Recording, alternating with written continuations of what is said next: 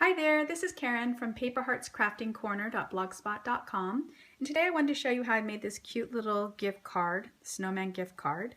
I posted it on Facebook and I got a few requests on how I put it together, and it's really simple.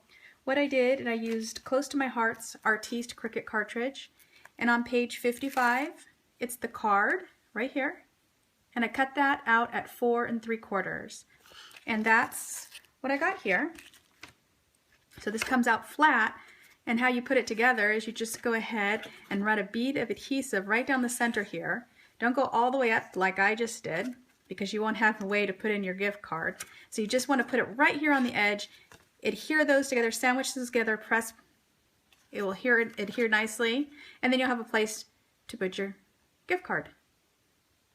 So that's how that looks. That's your main base of the card. And then what I did is I went ahead and I cut 2 more from Artiste, that same card on page 55, 2 more of these out of a cream colored cardstock. And this is what you end up with. Again, this is how it comes out flat from your Cricut. And what I did is there are little score lines here.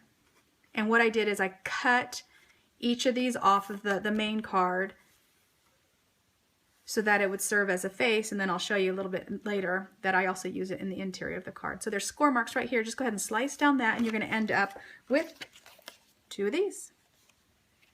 So I took this and I made it in to the snowman's face, and how I did that was I went ahead and used the Cricut cartridge Simply Charmed, and on page 57 I used the face of Santa, the eyes and the mouth and the cheeks. It's layer 4, and I cut this at 10 inches. And then once I got those off my machine, I went ahead and glued those down. And then for the nose, I just went ahead and freehanded triangle out of orange cardstock. Very simple. So once you have that, go ahead and glue that down to the front of your card, and it will be like this. And then next we can work on the hat. So what I did with the hat is I cut the main hat right here. The measurements are 3 3/4 by 3, and the brim of the hat is 5 by 1 1/4. And after I had those cut, what I did is I just used my corner rounder and made all the corners round. I just thought it gave a little bit more character. And then I took the brim, attached it to the main portion of the hat. And then this little compliment right here is just from White Pines from Close to My Heart. I backed it on some cream cardstock, adhered that down.